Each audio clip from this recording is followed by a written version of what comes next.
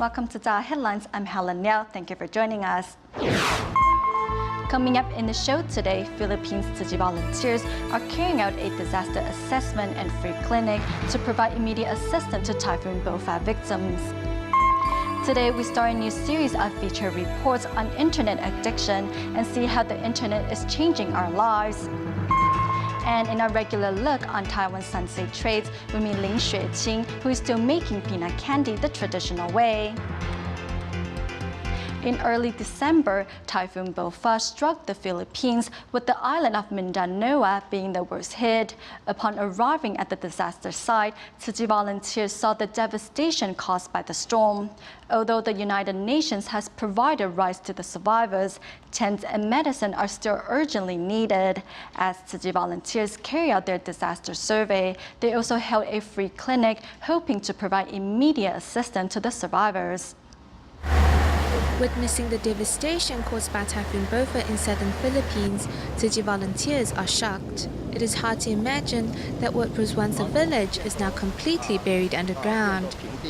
There was a shelter where 1,000 people stayed. It was also buried by the mudslide. This place changed a lot. There was a road with houses on both sides. These stones are not supposed to be here. There is supposed to be a street in this direction. Tzu Chi volunteers in Manila went to Compostela Valley province to conduct a disaster survey where 50,000 houses were damaged. 10,000 hectares of banana farms were all damaged, and the shelters for the survivors were also ruined. Inside the town, the survivors live against the broken walls, with tents covering as their only roof. I can only rely on the relief items because I've lost my job. During the storm, we ran out of the house because we were afraid that trees might fall on the house. The head of the town said they need food, tents, and medicine. The United Nations has promised to provide rice to the residents for 6 months. However, it will require at least a year to rebuild their homes. Davao Oriental Province was another hard-hit province in which Tzu Chi volunteers from Zamboanga conducted a disaster survey.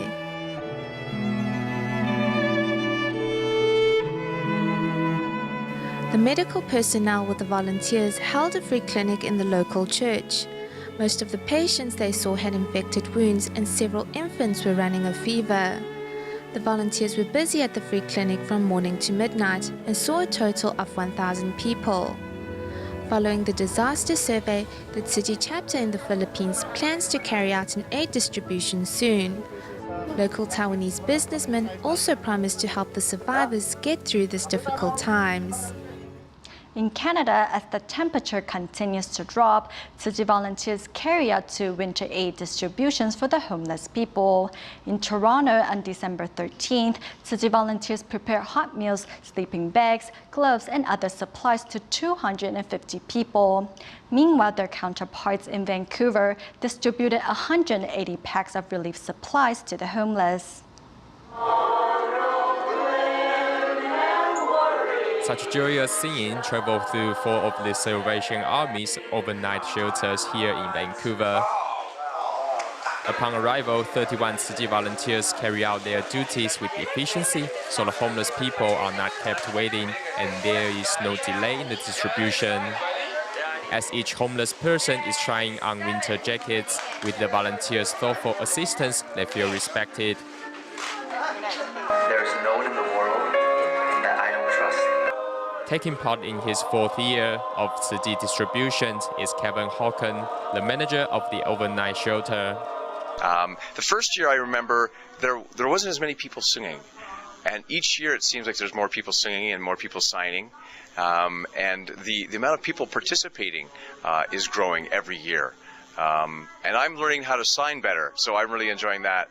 Tzu Chi volunteers not only care for the health of the homeless, but also warm their hearts with words of encouragement. Even though we're here late at night, everyone feels that they are replenished when Tzu Chi is here, that they're happier after they're here. If you look around at any staff or anyone in the room, they're just kind of glowing a little bit, and they're always a lot happier. They have more compassion in their hearts and a bit more hope when they leave at the end of the day.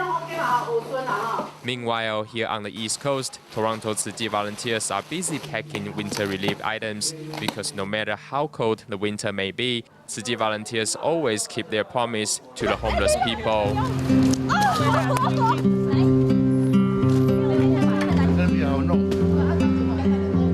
Upon receiving the relief supplies, the homeless people respond to the same love and respect displayed by the volunteers.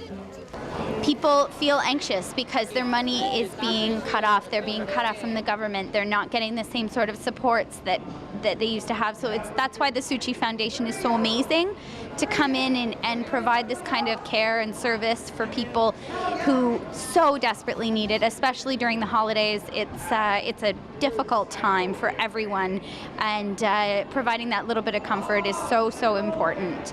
As the festive season is approaching, Tzu Chi volunteers bring warmth and love to the homeless people, hoping they may have a happy holiday this year. Moving to China, during the winter aid distribution in Zhejiang province, Tzu Chi volunteers arrived at the home of Grandpa Xu Genqing, who lives with his wife, daughter-in-law, and granddaughter in Lanxi City. This family is not well off, and his granddaughter has to rely on Tzu Chi scholarships to go to school. On December 16, the volunteers not only brought relief items, but also helped clean up their living environment. 这个是送给你的衣服。那个米哪一个？哦，还有这个来大米来，你拿过去。谢谢各位，希望你过一个温暖的冬天，好不好？ Seeing the volunteers handing out aid supplies, 81-year-old Grandpa Xu is all smiles. Normally at home alone, he is surprised to have the volunteers here. The volunteers also kindly clean up his house.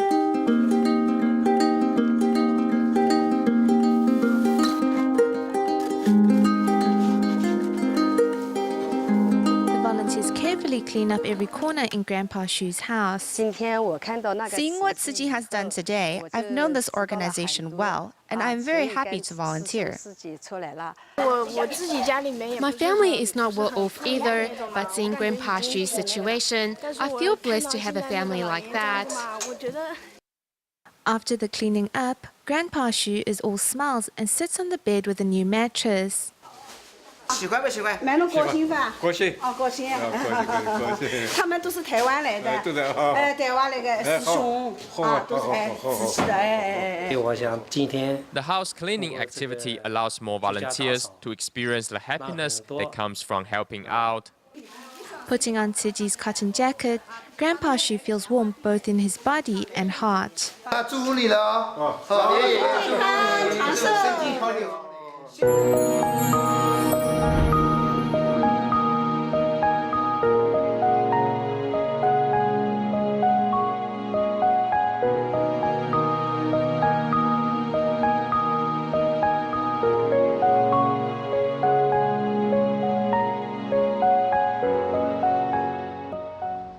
In recent years, internet addiction is on the rise.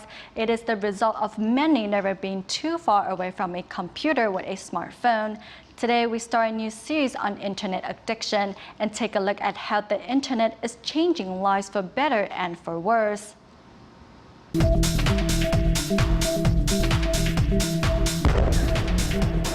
This is Taiwan's second annual school-wide gaming competition, attracting students from 25 different universities. When asked for an interview, the contestants declined to give one, as most feel they are often confused with those who are addicted to the internet. The World Psychiatric's Guide to Mental Disorders, known as DMS, is still unsure about listing internet addiction in its publications.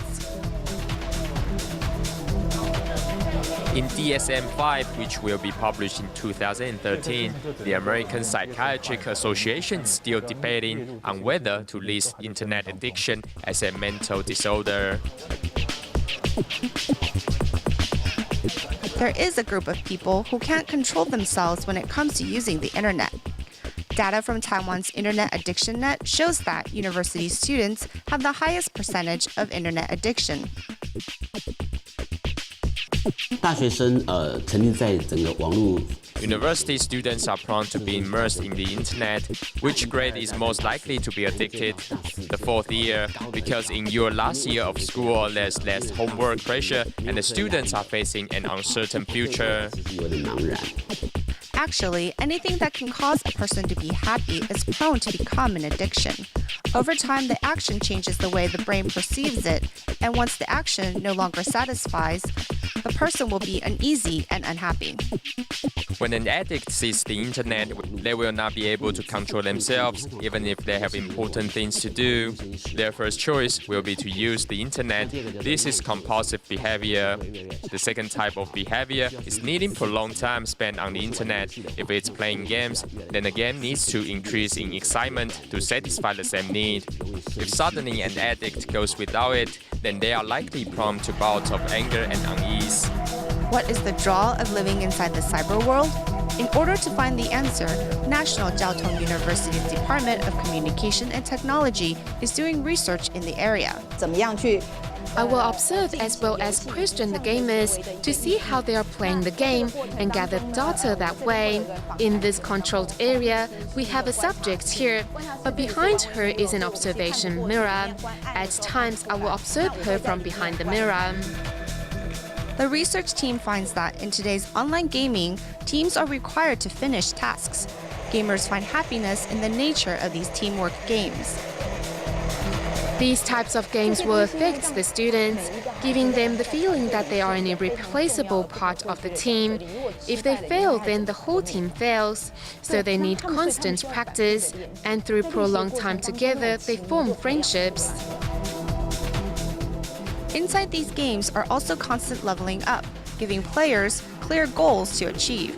In defeating enemies in the games, the coins received are also a draw. Every part of the experience is calculated by the makers of these games to hook those playing.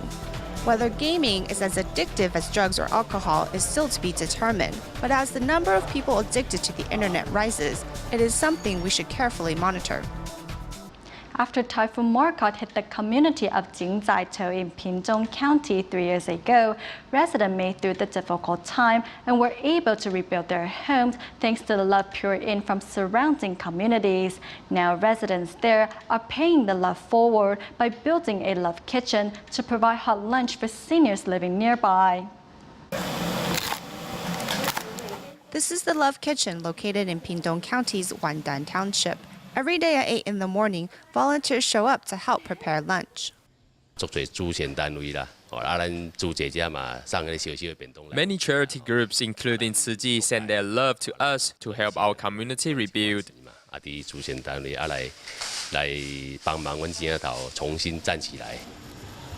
The love travels across 3 townships in Pingtung as volunteers personally deliver hot meals into the hands of each senior resident. 你送很远呢哈。对啊，还没有，这是第一站而已，后面还很远呢。This is the first stop, there's more.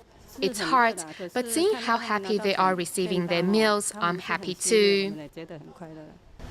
The Love Kitchen consists of 37 volunteers that daily show their love and care to 80 seniors in the surrounding community. Here in Taiwan, Tzu Chi Honor Board member Xie Wang Jingluan, who is also the mother of Jingsi Abo Master De Gen and De Guo, passed away on the evening on December 16th. Tzu Chi volunteers and family members held a memorial service on the morning on December 17th in her honor. Kneeling and bowing to their mother in prayer are Jingsi Abo Dharma Masters De Gen and De Guo.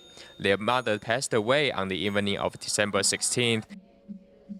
And in line with her wishes, the family is donating her body to medical science. From Jingsi Abo Dharma Masters to Tzu Chi volunteers, everyone is here to pay their tribute and blessings to 87-year-old Xie Wang Jingluan, who despite being illiterate, was able to raise a family by herself. 爸爸往生了，表亲兼父亲的责任，伟大的妈妈。 永不忘年，担起了咱家庭的重担，一路上辛苦你啊！ Xie Wangjinluan's great love and compassion and her footprints of love can be seen in all of Tzu Chi's 4 missions. Before she suffered from a stroke, she also dedicated herself to recycling work. You have devoted yourself wholeheartedly in Tzu Chi, and with my sincerest blessings and gratitude, I thank you. Your generosity has been immense.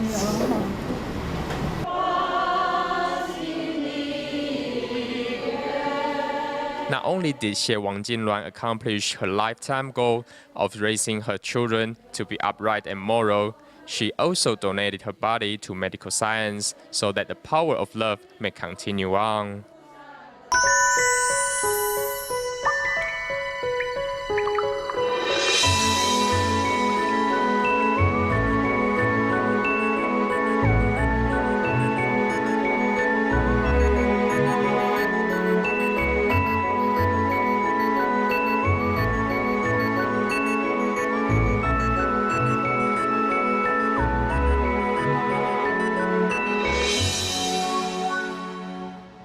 In our feature reports on Taiwan Sensei Industries, we take a look at the owner of one shop in Penghu that makes peanut candy entirely by hand and without any harmful chemical additives or preservatives. Let's take a look.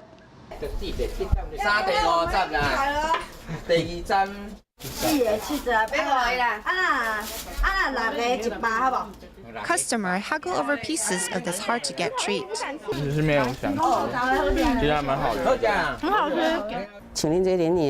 People your age don't usually like to eat this kind of candy, but if we give them a bit to try, they always say how good it tastes. Lin Xueqing, who runs the shop with her husband, has won over a many picky eater with her handmade treats. You knead it until it is firm and the outside is shiny. You just stop when it feels right. You have to use a lot of arm strength. After doing it for so many years, I can no longer raise my arms above my head. Glutinous rice flour, and sweet potatoes are kneaded into balls of dough in a process that relies on experience and feeling as opposed to a set formula. As for the filling, it is the same, all handmade. I grind up the peanut powder with a pestle and mortar.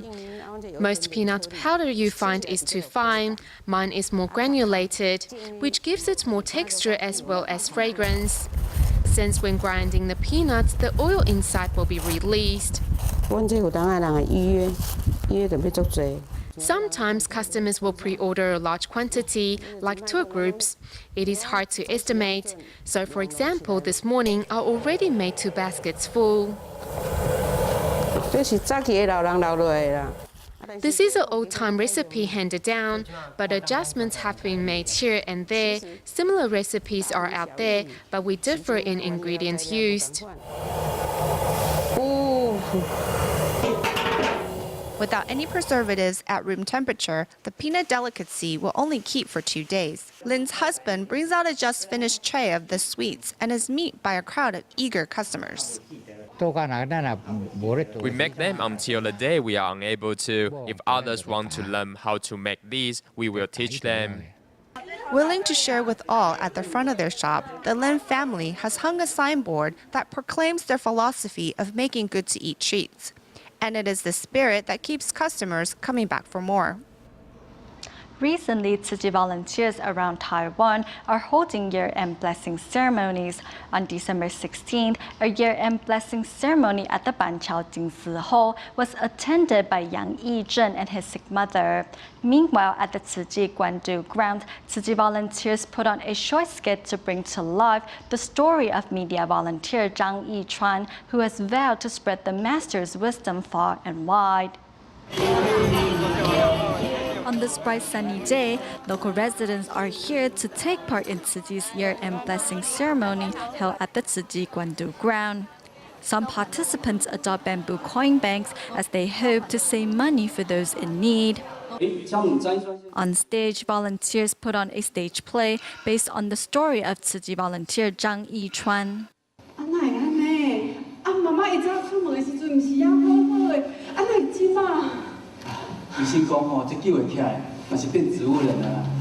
Zhang's mother was killed in a car accident, but her family decided to forgive the guilty driver. Seeing how the mainstream media overplayed the accident, Zhang realized that it was his duty to report the truth. The unfortunate thing happened and the media over-exaggerated the incident. Back then, I was a media volunteer and I felt that it was my responsibility to work even harder to spread the words of the Master to even more people. Receiving their blessing and wisdom red envelopes from the Jingsi Abode Masters, everyone hopes to cultivate wisdom and blessings in the years to come. Moving to the Banqiao Jingsi Hall, the Tzu Chi year-end blessing ceremony there was joined by more than 3,000 people. Among them was young Yi Zheng, who attends the event yearly with his mother, who suffers from spinocerebellar ataxia. Are you happy? If you are happy, can you nod your head? Yes, she said yes. Also attending the ceremony was Liu Yijun, who is a wheelchair user. She says she's happy to have the opportunity to bring her friends to the event. I am grateful for everything and I hope I can do better in the future. I hope one day I can do something to support Tzu Chi. After attending the event, I realized that everyone here has a giving heart. I hope for world peace. Holding the prayer slides in their hands, everyone prays for a world without disaster. In our next report, we traveled to Taichung, Taiwan to visit a green community located around the Datu Mountain. To make their community more eco-friendly, residents of the Lichuan community made a windmill out of recycled materials, collect rainwater to irrigate their organic farms, and even decorated the community with recycled items. The faster a person rides on the bike, the brighter the light bulb on the roof shines. It is an eco-friendly way to produce energy. From March to September, we don't have much wind. We generate electricity by riding the bicycle and storing the power for later. With recycled parts from electrical fans and motors, the residents built a windmill. The strong wind off the Dadu Plateau has also been turned into a free energy source for the residents. The rainwater will go in here, and when we need to use it, we have water. Here in the community of Lichuan, outside of every household is a bucket that collects rainwater. The rainwater not only is used to wash cars, but also irrigate the nearby organic farm. Residents say they have access to free organic vegetables all the time. We need to come here every day to get rid of the bugs and help each other out.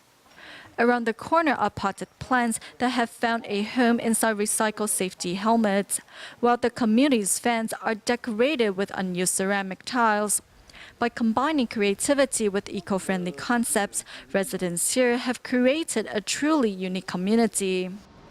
Moving back to China at the end of the show, on December 15, Shanghai Tzu Chi volunteers held a dinner gathering for their care recipients. The event was joined by 2 children who suffer from burn injuries. Thanks to the love and care from the volunteers, the children learned to help those in greater need by donating money to the bamboo coin banks. We'll leave you with these images. Thank you for tuning in. Goodbye.